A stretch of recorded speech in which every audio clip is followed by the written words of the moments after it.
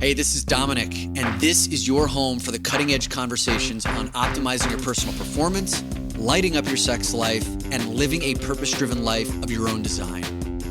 These are the topics that Dominic and I have both struggled with in our own lives and still don't always get right. This is Brian. Welcome to the Great Man Podcast. So there are two sides of mental health. You have the treatment side, and then there's the training side.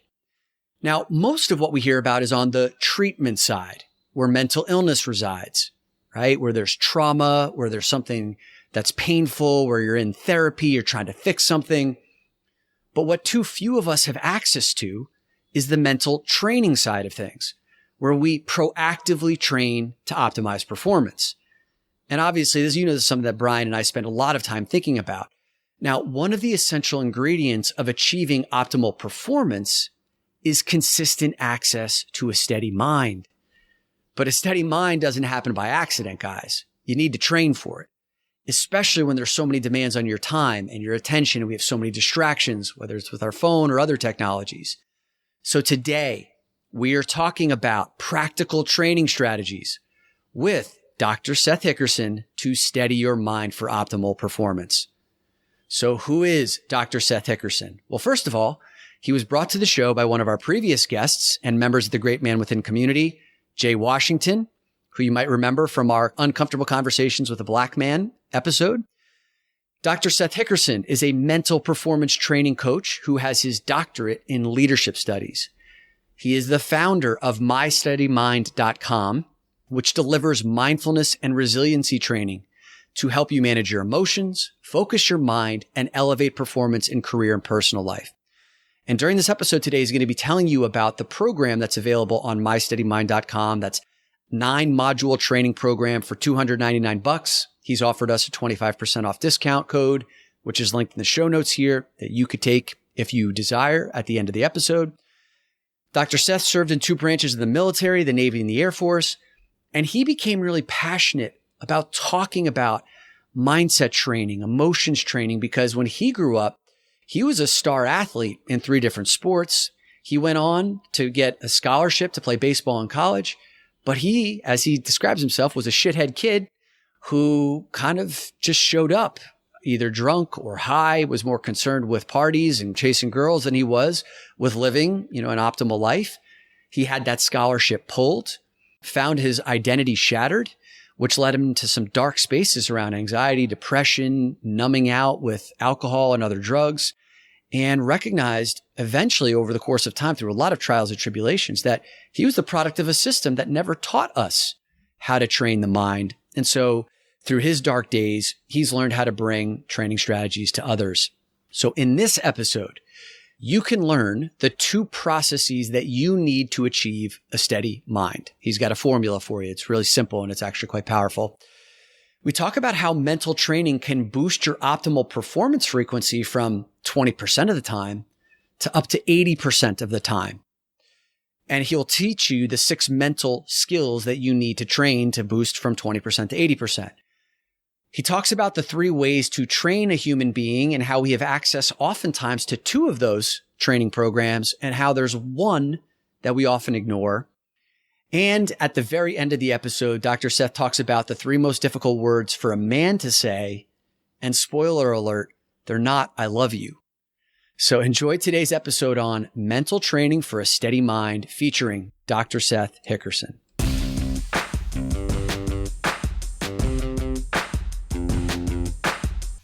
Seth, when it comes to mindfulness and resiliency training, you come from a performance-based background, which is very different than, say, a treatment or a relaxation background. Can you speak a little bit about your specific niche that you've carved out in this world? Yeah, absolutely. So, when we're talking all things mental health, one of the things it really introduced people to the concept of and understanding is, when you look at the landscape of mental health, there's 2 sides. There's a treatment side and there's a training side, just like all pillars of health. Physical health has a treatment and a training, nutritional health, treatment, training. And the big disconnect is most people in our society don't know mental health is training, only treatment and illness. That's why it's got a stigma to it, because when people hear the word mental health, they think and hear mental illness. They don't actually see it as health. because they don't know how to train it. So, and Seth, so I understand that when you said, just to give an example here, when you say nutrition, if I took antibiotics, that would be on the treatment side of things. If I'm taking protein supplements or creatine or something, is creatine still a thing? I feel like that was like a really hot 90s thing. No, I use it every day now. It's great for That's brain health. Dominic's secret, everybody. We just uncovered it in the first 2 minutes of this podcast with Seth. Creatine is the way to go. It does sound like a pretty badass band name, though. Now take it creatine. Creatine. Okay, so cool. So those are those are the different sides. Got it. When I teach, and we can talk more about this, right? What I help people understand, and we'll get back into the performance because I really want to talk about that so people understand it. But there's four, every human being, right? We struggle because of, really, it's never like lack of time or anything. It's lack of energy, and because people don't truly understand where and how human beings get our energy, and we get it from 4 pillars of health. When I speak and all this, I'll write on the board. I'll say, okay, I'm going to write a pillar of health on the board, and I want everybody in the room to tell me what comes to mind as soon as you hear this pillar. So if I had a chalkboard right here and I wrote physical health, pretty much everybody will say, oh, working out, running, lifting, personal training, right? And I'm like, great. And I'm writing those under that. I'm like, cool. So what about nutritional health? And they'll say, fruits, vegetables, multivitamins, diet, keto, right? They're throwing, I'm like, great. So the 4 pillars, and then the third pillar is spiritual health. So then I'll say, okay, spiritual health. And they'll say, church, God, prayer, Bible, things like that. I'm like, great. And then when I write mental health, what do you think people say? Depression, suicide, anxiety. They literally hear and see that word, and we've been conditioned to think it's illness. Nobody says, oh, meditation, gratitude journals, breath work, visualization, mantras, affirmations. That's training, right? They've never been taught how to do it. And so that's the big disconnect. That's why it's so stigmatic. And that's why nobody, especially in the West, knows how to manage their emotions. All they do is suppress, like me. And, that was, if you don't know how to manage them, then in my doctorate's in educational leadership, sadly, I know why nobody knows how, right? We leave that out of schools because there's no money in healthy, independent thinking people. This is, you're getting real deep real fast here. Yeah. And I don't want to lose the first question. So. Yeah, but there's no money in independent thinking people, right? That's a podcast in and of itself, but yes. Yeah. And that's when I tell my story, because I want to help people understand why you struggle. It's not your fault. You're a product of a system that is designed to perpetuate that. That's what facilitates hyper-capitalism. We intentionally, our system leaves, and I want to get back. We could talk for 2 hours on this, but I just want to help people understand why you struggle and why it's not your fault. Every listener out there, whatever you're struggling with, you're not broken, you're not damaged, you're not screwed up. You just never had training. And the reason we're screwed up is because we are products of a Western school system that is designed to suppress and eliminate divergent thinking. That's why there's no funding for music, art, dance, PE, physical health, mental health, right? We say it's all about standardized testing, IQ as opposed to EQ. So the byproduct of that is we have people graduating from high school and they may have a 4.0 and a full ride to Harvard, but they have a condition called learned helplessness. Yeah. And so that's what perpetuates. I have to be dependent on a government, a politician, an organization. I don't know what to do. You have to tell me. I get sick. I got to go get a prescription, right? Because I don't know how to proactively. So that's the big systemic problem. Yeah. What you're triggering is one of my mentors. His name is Lee Brower. I spent 6 years in strategic coach with this man. He's also one of the people featured in the book, The Secret. He's a very well-known financial wealth manager. And he talked about his 2 kids. He's like, my daughter's a straight A student. And that's why she's always going to work for somebody else. That's what he used to say. And then he's like, my son, he's kind of like, he's never quite in the box. He's always thinking all over the place. He's getting C's and B's, but he's going to be the entrepreneur in our group. And it kind of hits with what you're saying. One of the themes that Brian and I have seen in bringing people like you on the podcast is, and Brian and I ourselves, we were so screwed up the way we dealt with our mental issues, our emotional issues, because we were products of a system that you're talking about here. But we found these things like training and breath work and meditation and how to focus and sharpen our minds, Buddhism. And I know that's a big part of your story. So how did you get so screwed up? What's the screwy part of your story, Seth? Let me answer your first question because I don't want people to lose sight of the proactive training. Then I'll tell my story, And so yeah, what we do is mindfulness and resiliency training. And you'll learn more about my background, but 2-branch military veteran. And I lived in Tokyo for 2.5 years, in Spain 20-something years ago. So that's where I started getting to the Buddhism, turned on to mindfulness, Zen life, Buddhism, meditation, contemplative practice. But what we do is training, proactive training. That is what most people need, men and women. And they resonate better with it, And so I've always been a high performance coach, right? Strength conditioning, the mental aspect was my differentiator because I knew how to train mentally from my background in the military and from my sports psych background. And then having a doctorate in educational leadership is just what allowed me to put it together in a curriculum so other people could do it. But the other psychologies in the field of mental health, like behavioral health, counseling psychology, behavioral, those types, they focus on treatment and illness, which we definitely need. And their main job is really trying to help people learn how to manage emotions to relax, how to activate the parasympathetic, how to relax. Sports psychology lives on the left-hand side. And from a performance perspective, our job is to get every athlete to live in the zone. Optimum performance in any sport is in the zone, right?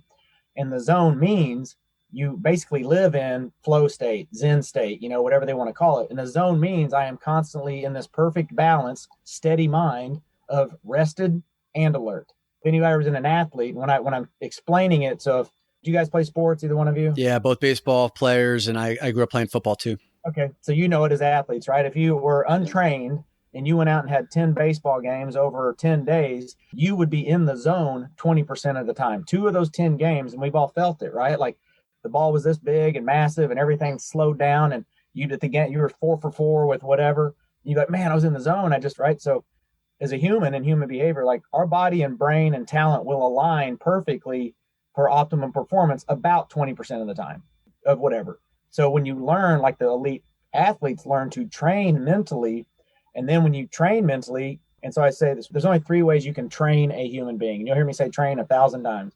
You can train them physically, technically, and mentally. So if I'm a baseball player, training you physically is the weight room, right?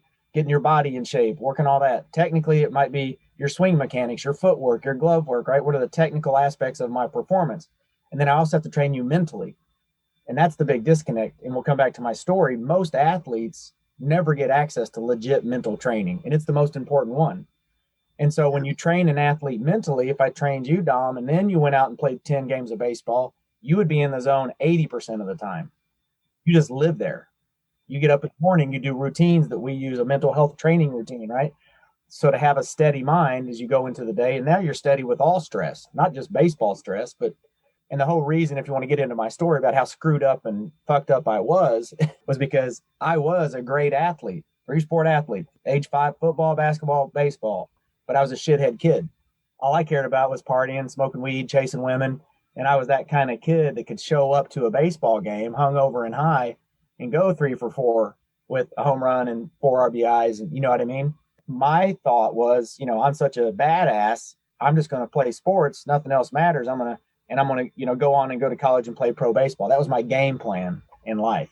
And it was kind of heading in that way, even as bad as I was trying to screw things up. But I didn't know how to manage my emotions on or off the field. So I had a ton of potential, but basically, had some scholarship opportunities for baseball that I ultimately drank myself out of. Yeah. That's when I lost my identity, because that's all I ever knew was being an athlete. You want to speak about that for a second, Seth? Like when you talk about identity, and then when you lost that identity, what was that reckoning that you came to say, okay, well then who am I now? And who did you even turn to help process through that? Was there anybody, or was it a long winding road that you had to walk alone? It was a little bit of all the above, right? So when I got out of high school, no scholarship opportunity, no plan B, shitty grades, couldn't even really go to college, unless I had some kind of scholarship. And I was just in that spot where a lot of men, young men, boys really kind of land in, right? No plan B. And I'm feeling sorry for myself, right? Because now my dreams are gone. I'm never going to be able to do whatever, And so I was just drinking myself into oblivion, partying every night and doing that thing, and fell into a deep, dark depression and anxiety, suicidal thoughts, just lost, But fortunately, because I was an athlete, I didn't turn into like a complete, I still was kind of like working out and trying to get better. And, looking back on my life and my faith, I think something about 10 months into that process said, hey, get your shit together and do something. And that's when I joined the Navy. And so this is at the age of what, like 18? Yeah, 18. So I joined the Navy. The number one training and development organization on the planet is the military, because all the military does every day proactively is train physically, technically, and mentally, right? And so we're doing a lot of things in the military that is journaling, breath work, meditation, right? Affirmations. They don't call it that, but you're doing it. And so I just had that experience. And then I got shipped. My first duty station was in Tokyo, Japan. So this is all kind of a story of how I got to where I'm at and what I do. And so living in Tokyo, I was like, 18, 19 years old, massive city in Asia. I'd never been out of the country and was there for the first year, and I was kind of loving it. I was partying, doing my thing, and just, kind of immersing myself in the culture. And I remember, 14 million people in Tokyo. And then I have two kind of hometowns, Bedford, Indiana, Hot Springs, Arkansas, both little small towns, 25, 30,000 people. And after a year in Japan, I came home on my first leave, 30 days leave, to both Bedford and Hot Springs, 2 weeks in each. And I remember being in those small towns and just being like, so noisy here. And people are just pissed off and reactive. And like, why is everybody just, and I was thinking back to Japan with 14 million, and it was peaceful. Mm-hmm. So I wanted to get back to Tokyo because it was quiet and peaceful and Zen-like. And, I didn't know at the time, but that was the first epiphany where I was like, man, there's a big difference in countries, and I was ready to get the hell back because America was just so like reactive and pissed off and irritated and loud and, there was no Zen about it. Yeah. And so that's when I first went back and I was like, okay, hey, what's going on here? That's when I started learning about Buddhism and mindfulness and meditation and the temples and just the way of life. And I was like, oh, this kind of makes sense. What was your first entry into that? So I do understand the perspective shift of coming back to America, even in a small town, people feeling, let's say, less than Zen, and you wanted to get back. What did you do at that point? Was there a book that you read? Was there somebody you follow, something that you heard? No, I've always been big into massage therapy. And so I started in Japan. It's a big part of kind of their culture. So I started just getting more massages, like real massages, not like spa massage type of stuff. And then I got by one of the people that did my massage turned me on to meditation, and was like, hey, this is a big part of what we do. It's meditation. And she was like, meditation is how you connect with a higher power. Praying is talking to that higher power. Meditation is listening to it. I'm a 19-year-old GI in Tokyo that was like from America, like meditation. What the hell are you talking about? But I tried it and I didn't know what the hell I was doing. And I thought it was stupid. But I tried it. I was no way like a meditator, but I got exposed and I tried it, and every now and again I would drop into a meditation. I'd be like, oh, okay. And so then I also started like going to the temples and just reading more about, Buddha. I was always fascinated by that, Buddhism essentially, which has been a big influence in my life, right? I don't say I'm a Buddhist, but I'm Buddhish. Yeah. I believe it just makes sense to me. Literally the term emotional intelligence is the secular term for Buddhism. So Daniel Goldman, the father of emotional intelligence, is a Buddhist. A lot of what we do at My Steady Mind is making all this stuff very secularized, so it's easy to understand. And I know Dominic's a big Phil Jackson fan. Yeah. So I think there's a lot of connection points here between performance, sports, Buddhism, emotional intelligence, and mental health. It's funny that you brought that up because Seth and I, in our first conversation, we were talking about Phil Jackson because people know about Phil Jackson as the basketball coach. They know about him as, coaching Michael Jordan to 6 titles, Kobe Bryant to 5. He won 2 as a player himself, but his first love was baseball. And when he was in college, like he was a pitcher and he couldn't find the plate. He lost his command, lost his control. And then his older brother, who was into mindfulness, was the one that actually, and Seth, you even said this, right? Like Phil Jackson had access to the physical training. He had access to the technical training. He didn't have any training around mental. But when his brother taught him about mindfulness, then he was able to find the plate again. And then he was able to use that on the court in basketball. I think this is really where we can bring it back to what are some of these benefits, advantages that we can expect from doing mental training? One of the things that I learned about mental energy is most people walk around with their mental energy scattered, kind of like a buckshot versus mental energy of like a laser beam. That's like a metaphor that's really helped for me. So that's just one element of it. But what are some of the areas of a person's life when they proactively train their mental energy that they can expect to elevate? I mean, literally, and this isn't sounding like bullshit, every aspect of life, personally, professionally, because this is most people in our society, in the West, especially North America, don't have this awareness, right? What's going on globally is this convergence of East and West, logic and intuition, right? They're merging. And that's a result of the internet. When the internet came online, countries can now actually look into each other. And I travel all the time. I work overseas and I've lived overseas. So I get to really see a unique perspective of what's happening with regards to this convergence. And I'll come back to your question. I just like to answer why things are the way they are. But what's happening globally now that the world's been opened up is these ancient civilizations, India, Japan, Asia, these types of things, as the world is converging, they're starting to adopt America's bad habits.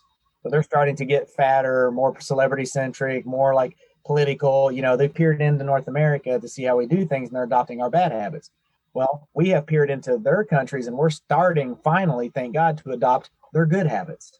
And so that's what's happening. And that's what I've known was coming, right? This intersection, this merging of East and West, mysticism and science, logic and intuition, and literally built my business at that intersection so that as it goes out, Westerners that would normally think this stuff was stupid or fluffy or soft would say, hey, no, that's actually pretty badass. My team is badass. We've got ex-Navy SEALs, professional athletes. Like, this is not a soft skill. I think when you describe it that way, Seth, I think Mr. Miyagi. I don't know if that's accurate or not, but I feel like he's someone that really nailed the LA scene and he did. Brought the East to the West. He did. But what a person can expect when you learn how to train mentally, right? So there's 6 mental skills. And in this world of mindfulness, and you guys are in it, right? There's a lot of buzzwords going around. Mindfulness, resiliency, empathy, gratitude, these terms that are being thrown around that are all great, but it's really just a lot of kind of talking. People saying, oh, you should meditate, or meditation is great, but they don't really teach you how to do it. So our training, the 6 skills that we really help people learn how to improve is, resiliency, presence, focus, gratitude, confidence, and emotional intelligence, right? Those are terms that people think are great, that they want to get better at, but they have no idea how to do it. And I tell people all the time, a self-help book won't do it. A motivational speaker won't do it. Just like my biceps. Oh, my biceps big. Somebody can't talk to me about getting big arms. I can't watch a video. I can't read a book. I got to go to the damn gym and pick up the weight and curl it. And it's going to hurt. It's going to suck because I'm deconditioned. Same thing with your mind. You have to practice these skills. And Seth, as a kid, I used to get advice sometimes from my dad that in retrospect, when I look back at it, I'm like, that was awful advice because I didn't know what to do with it. And one of those pieces of awful advice that I have just ingrained in my mind is I labeled myself as either a careless or forgetful kid because I would constantly leave my jacket or my shoes or my baseball cup or whatever in different places. And what my dad would say, have you ever gone to a baseball game without your cup? I used to have nightmares of that happening. Like I would show up with no cup. Yeah, I was an outfielder. I didn't have to wear one. I was a catcher. That's a no-go. Yeah, I played both catch and outfield. So you get it. So what my dad would tell me after I left something somewhere or we got to the baseball field and I didn't have my cup, he'd be like, Brian, be aware. Like, you gotta be aware or aware of your surroundings. And I'm like, shit, like I'm not aware again. But 40-year-old Brian looking back at 12-year-old Brian, I'm like, how the hell as a 12-year-old am I supposed to do that? How am I supposed to be aware? And so when I hear some of these terms, Seth, that you're talking about around resiliency and emotional intelligence and everything else, like, great. How do we do that? Yeah.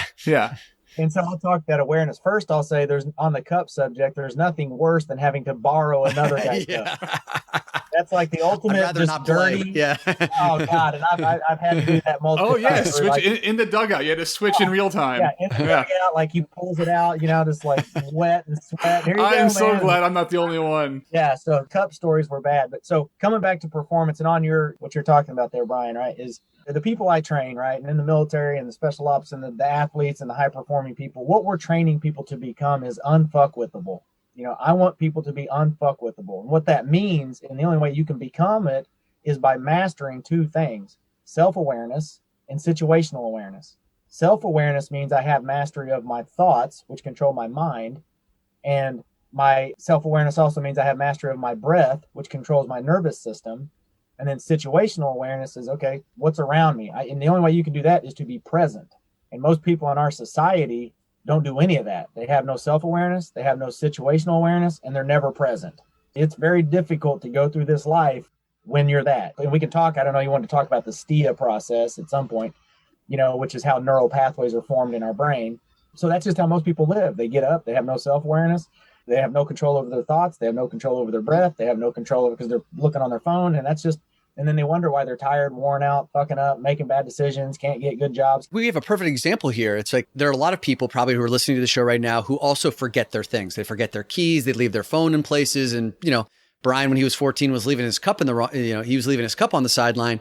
But today he could be forgetting all sorts of things. So how would you train someone to have that self-awareness, that situational awareness, who maybe is forgetful?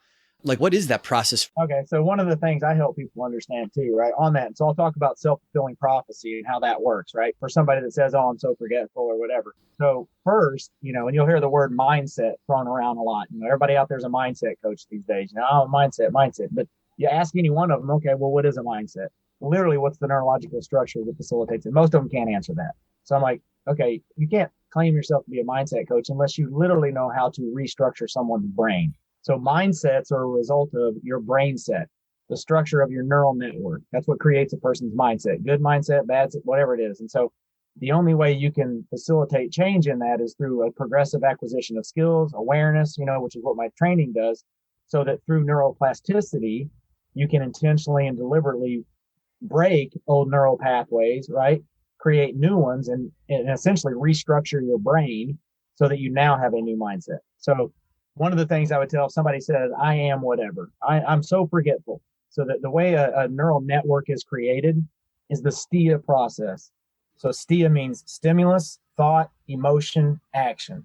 And everybody needs to listen up and pay attention to this, because people with our egos, we think we have a special brain or a unique brain. No, you don't. Sorry.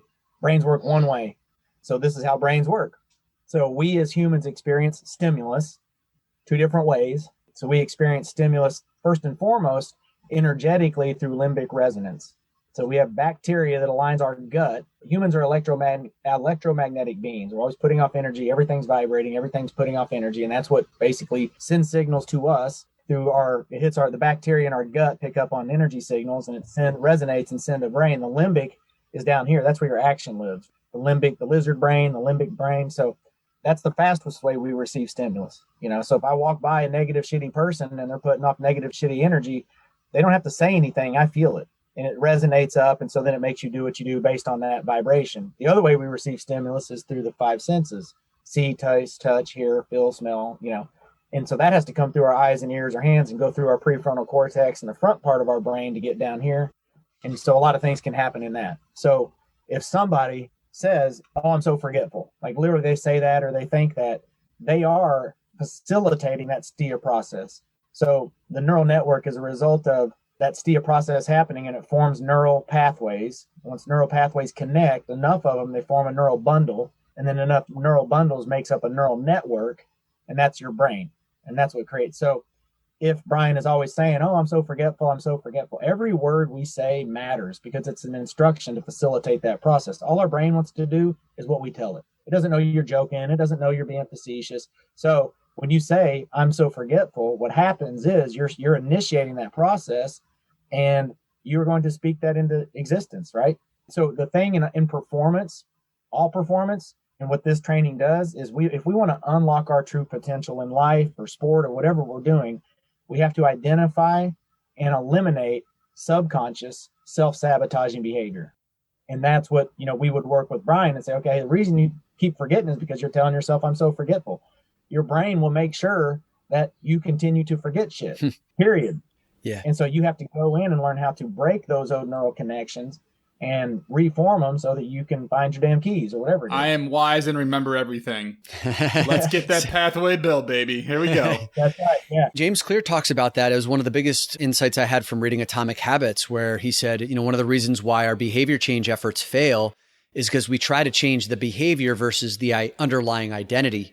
If you're trying to remember things, but your identity is, I'm a forgetful person, that is the neural network, the neural bundle that's reinforced, then you will continue to forget things. You may have little fits and starts of remembering, but overall, and that goes true for people who say maybe want to lose weight, but they believe I'm always going to have a trouble with my weight. I remember as someone who went through 4 years of Sex Addicts Anonymous, every day showing up to the 12-step program and having to reaffirm that I'm a sex addict, reaffirm this belief that for the rest of my life, that I was going to be someone who struggled with this stuff until I chose to create a new narrative, a new story. And it took me years to unwind 4 years of conditioning, but it's very different now. And that started with the identity process. Seth, how do you get people to understand that maybe Dominic thought he was a sex addict, but somebody was telling him that, he was affirming that. I maybe thought I was forgetful, but to your point, Dominic, that takes years to figure out sometimes.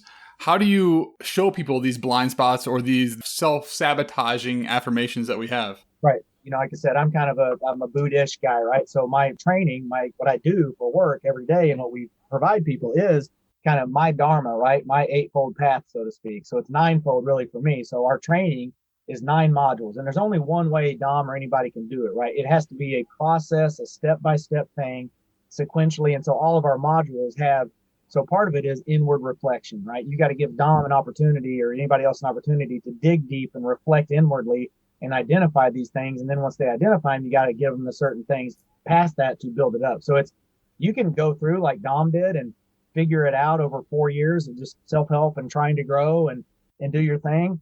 But what I did was literally created the fastest shortcut to get you there, right?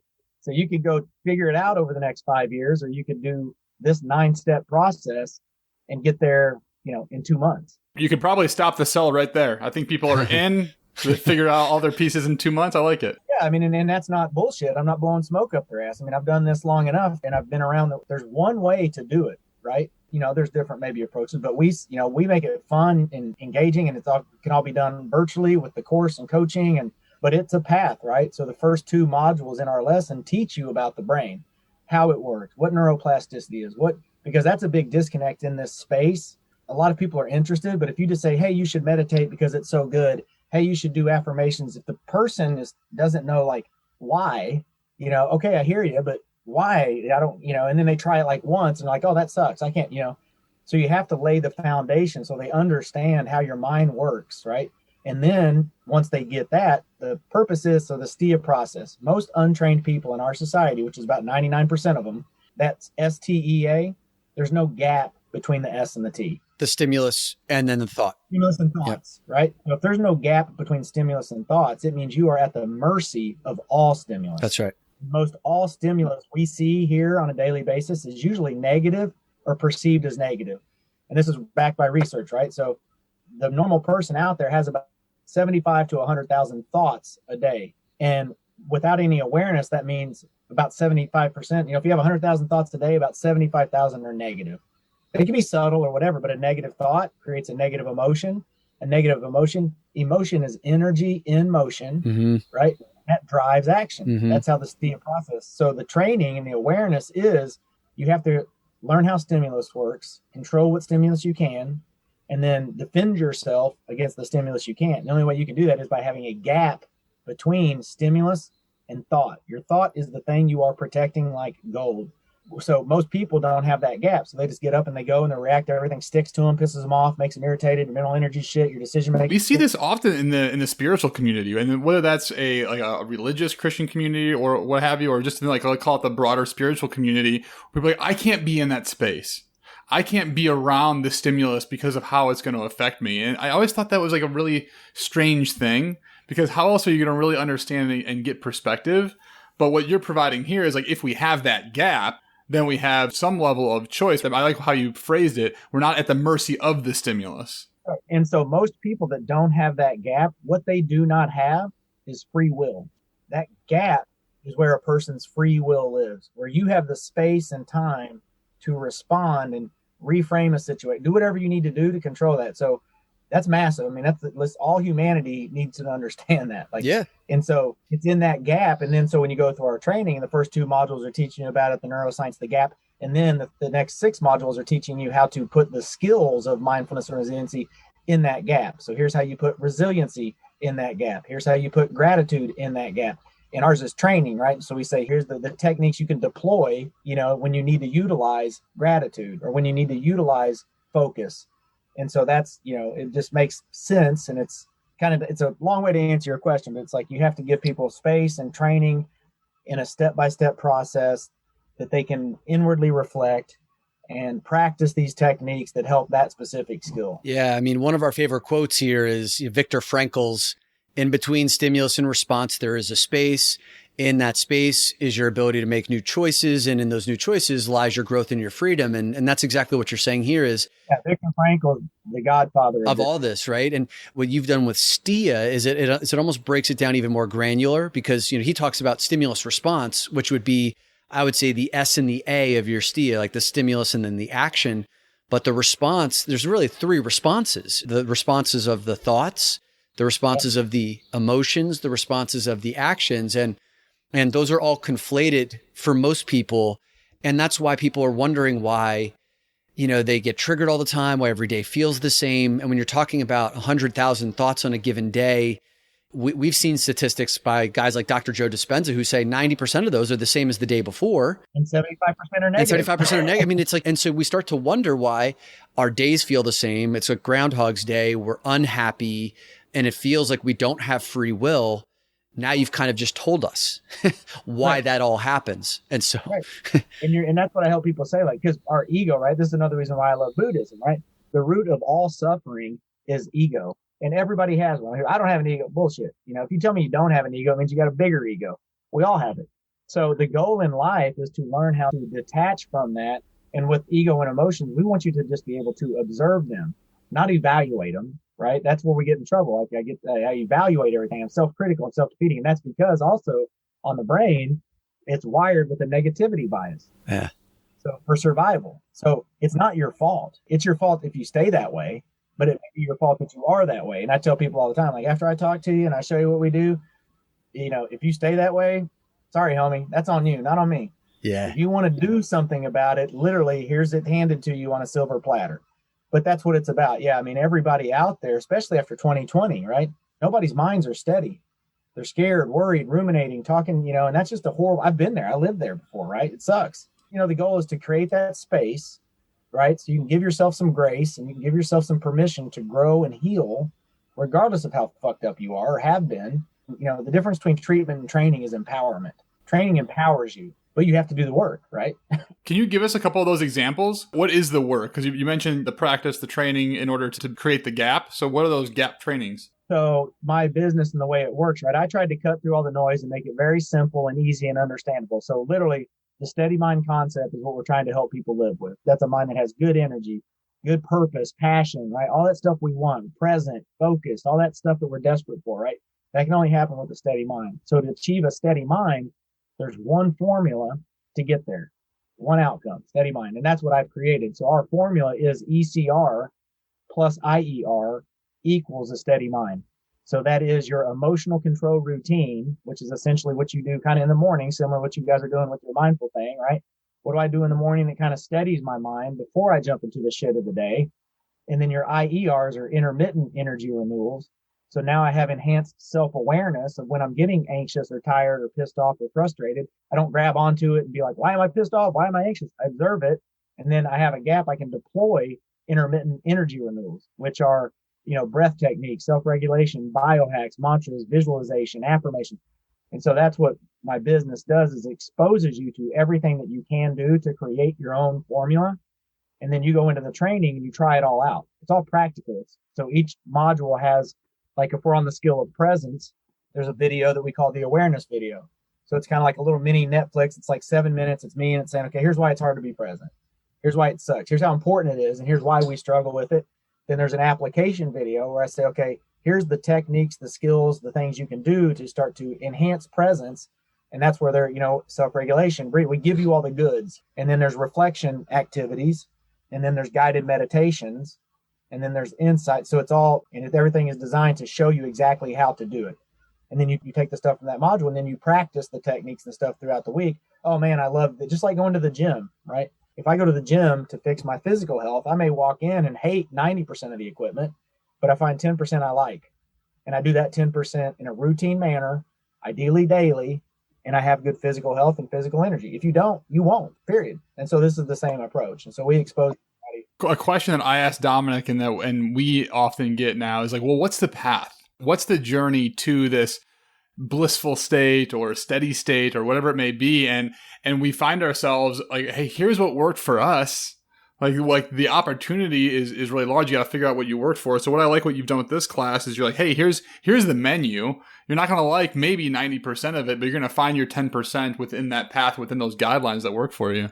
And the path is determined. It's all over our website too. I mean, literally this training that we have, like I said, it's my kind of dharma, right? It is 9 steps to secular enlightenment.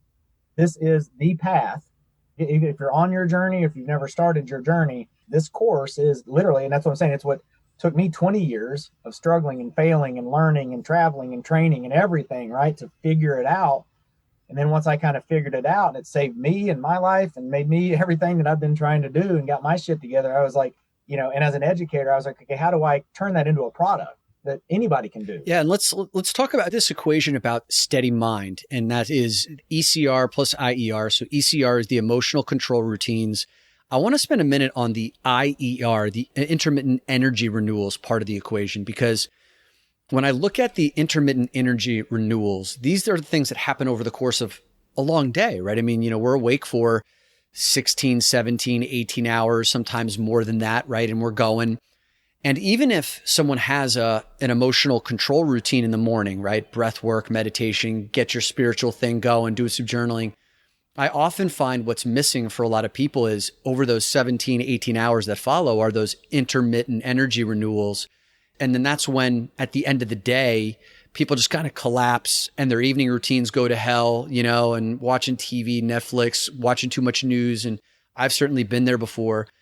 In my own personal life, an intermittent energy renewal could be something as small as like 3 minutes of breath of fire, like cleansing the system. But what are some other examples or maybe even things that you might teach that could be an intermittent energy renewal, and how long would they take someone? Yeah. And so it's, coming back to your point, right? My job, I want people to live in flow state from the time you get up until the time you go to bed, right? Live in the zone, live with the steady mind. And so to do that, you have to start your day with an emotional control routine, right? You have to do something in the morning that gets your energy, your mind right, so that then you can step into the day. And so if you're new and you do your morning routine, your mind may only be steady for 30 minutes, or an hour, because it's not as conditioned. It's just like physical health, right? So you would never say, hey, do that ECR and your day's going to be great. You're going to 10 it. That's not the way it works. You do it and it may only be, now here comes the emails and the demands and the stress. And so my mind gets back to steady, and it's all energy, right? That's what people never struggle due to lack of time. They struggle due to lack of energy, particularly mental energy. That's burnout, emotional exhaustion, decision fatigue. So you have to do something in the morning to get it steady, and then have awareness as you go about the rest of the day that I'm getting anxious, I'm getting tired, and then deploy an intermittent energy renewal, which are the short ones, right? So it could be the BAMO breath. It could be a visualization tactic. It could be a short meditation. It could literally be 5 push-ups. It can be, there's all different kinds of things, but the purpose is that you have awareness that I'm getting tired or frustrated, or I know, like me, if I'm getting ready to go, let's say I have a big meeting with investors, right? And I just got out of another meeting. I don't just go from meeting to meeting. I pause and I'll sit literally in my car or in the bathroom and just kind of. Yeah. What's the BAMO breath? Because maybe that's where you would do the BAMO breath. Yeah. So we'll do one. So BAMO is one that everybody uses. So in our training, we introduced them to 9 breathing techniques, right? So I saw you guys on here kind of have like box breathing and stuff like that. And so they're going to get in every module, they're going to get a breathing technique, visualizations, practical application. They're going to get everything they need. But so BAMO is the first one we introduced, and it means breathe and move on, and especially from an optimum, performance military athlete, that's what you do. Shit hits the fan, breathe and move on. We don't fold, we don't choke, that's not being unfuckwithable. And so a BAMO breath is a simple 4 seconds in through the nose, breathing into the belly, filling up the diaphragm. You got to get into the diaphragm because that's what flips the switch from sympathetic to parasympathetic. So 4 seconds in through the nose, filling up the stomach, 4 seconds out through the mouth, pushing it kind of like we did on, you want to hear it. And it takes a minimum of about a 3-second inhalation and 3-second exhalation to, the term we say is flip the switch. So when I'm scared or pissed off or anxious, my sympathetic is engaged, fight, flight, or freeze. And that makes it hard to perform, whether it's send an email, make a phone call, whatever it is. And so you need to flip the switch on the parachute, the parasympathetic. And so you have to activate it, right? And so BAMO is the fastest way you can do it. So we can do one if you want to do one. Sure. I can just lead everybody through it. Yeah, let's see it. So what we'll do is kind of just ask people to kind of sit relaxed. And what'd you say? I like your spine to be. Oh, spine upright, but not uptight. Yeah, upright. So spine's upright, but not uptight. You can shut your eyes, not if you're driving, but close your eyes. And basically what we're going to do is I'll count the first one. You're just going to, and when I do this, I tell people to pay attention to how you feel on each of these transitions. So pay attention to how kind of your chest and nervous system feels as you inhale through the nose, and then how your body feels as you exhale. So I'll count 1, 2, 3, 4, and then I'll let you do another one, and you guys count 1, 2, 3, 4. Okay, so ready? 3, 2, 1. Inhale through the nose, filling up the belly. 2, 3, 4. Open up the mouth and push it out. I should hear it. 1, 2, 3, Now do another one and pay attention to how you feel.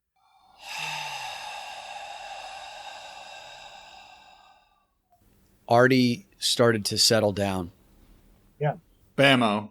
BAMO, baby. Yeah, BAMO. Because what we're doing, right, part of mastering self-awareness is mastering thoughts through thought control, reframing, and mastering breath, which controls our central nervous system. So elite performers, military special ops, and high athletes, how to be calm in chaos, know how to control and manipulate their nervous system, right, so that they stay at that perfect balance of rested and alert.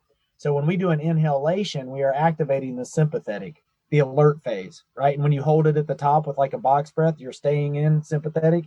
And then when we exhale, you can feel it. Your body almost like feels cool coming down. That's your parasympathetic initiating. And so the more you practice, and the things we teach from a training perspective is, I don't just say, hey, BAMO guys, go do it and just remember it randomly when you're stressed. Practice it. Because what you're doing with all of these skills, and when you truly want to be unfuckwithable, is when all of this stuff we're talking about is automated. Yeah, that's huge. And there's a misnomer out there when people say, take a breath to calm down. What they really mean is to say, take an exhale, right? Because you just said, like, the inhale is really about the sympathetic nervous system. And what happens when we're too hyper engaged with our sympathetic nervous system is our exhales are short and choppy. And what you're talking about doing is really slowing that down. And I didn't know it was called a BAMO breath, but I've been doing 3 BAMO breaths before I eat a meal now. Usually when I'm hungry. I just want to tear into it. And then I'm 75% through my meal and like I've eaten it like a monster. But when I do these 3 BAMO breaths, like you just taught, before I eat, I actually chew my food more, which puts like less stress on my digestive system because like most of it's broken down. Those enzymes in your mouth are much stronger than what's in your belly. So like you can break it down before you swallow. And it takes me a little bit longer to eat, but like I don't have the kind of gas or the digestion or feel like the afternoon kind of drag after I eat. So even a BAMO breath before eating could be an intermittent energy renewal strategy. Yeah. Dominic, why do I have to do this podcast with you to hear all these gems? I feel like this is something that would have been really nice to know, like pre-cookie, for example, instead of just ripping through a dozen. Do a BAMO breath. 3 BAMOs and only 3 cookies. I mean, on that too, Dominic, what we're teaching people, you said the key word. What most people need to do is slow the fuck down. Slow down, right? And mindful eating is kind of what you're talking about. When you start doing things mindfully is what most people don't do. Most people do everything mindlessly. Yeah. Yeah, just do it. So mindful whatever is proven to show be very effective. Like, mindful smoking is one of the fastest ways to get people to stop smoking. When you sit there and somebody smoked for 20 years and it's just an automated thing, when you sit down with them, you say, okay, now let's pay attention. Smell the cigarette before you light it. Think about the carcinogens you're about to take in. Yeah. Imagine what that's doing to your lungs. Now go ahead and take the lighter and feel the heat, igniting the carcinogens and and talk to people and they like on your inhale, I want you to feel it seeping in and penetrating and darkening your lungs. People like, stop, right? They're like, fuck cigarette. And as the cancer spreads through your body and your family can't pay your bills. I want to remind everybody that you have your doctorate in educational leadership. Yeah. Just like, so we're talking to a doctor here that clearly has this piece of life figured out. Yeah. And so mindful eating, right? If you want to lose weight or if you just want to enjoy your food, slow down and just enjoy it. That's what most people are not present in life. So they don't enjoy things. It's like this race. It's not a race. Yeah. Slow down. But I can't tell people to just slow down, just like I can't tell people to be more grateful. Hey, be more focused. Hey, be more empathetic. That doesn't work. I got to train you and show you how to do it because it's a skill. And so that's one of the big disconnects is we run around all the time like, hey, just be more grateful, Seth, or hey, be more confident, Dom. And you're like, or Brian, be more alert, stop forgetting your cup. It's like, how do I do these things? Yeah. So the training, Seth, is available at mysteadymind.com. And the program, the modules that you've been talking about that I see as of right now, it's a $299 investment. And you've been kind enough to put together a discount code for our audience, which I'll link in the show notes. But what's the discount? 25%. Yeah. Awesome. So the coupon code will be MSM25. Great. So you can share that. And what you get with that is you get the 9-module course. And it is a training. Like I said, you get a certificate of completion. We're educators. It was designed to actually facilitate an outcome. And so once you complete it, you get a certificate of completion, put it on your resume, be proud of it. And then you also get live coaching. So the way it works is you purchase the online course. and let's say you finish module 1, 2, or whatever, 3, when you've self-paced, it's about 9 hours worth of work, to complete a module online. Each module online takes about 30 to 45 minutes to just like watch the videos, do the activities, listen to the meditation. So it's not a big time suck because it's just packed with application and objectives. And, but then when you complete a module, then you can come to our coaching calendar. You can log into a wrap session, which is a live coaching session by me or one of my performance coaches are top shelf. I got 24-year Navy SEAL retired commander, professional athletes, the coolest people that are about this stuff, right? So you log in. And then the coaching session, the wrap means review, apply, prepare.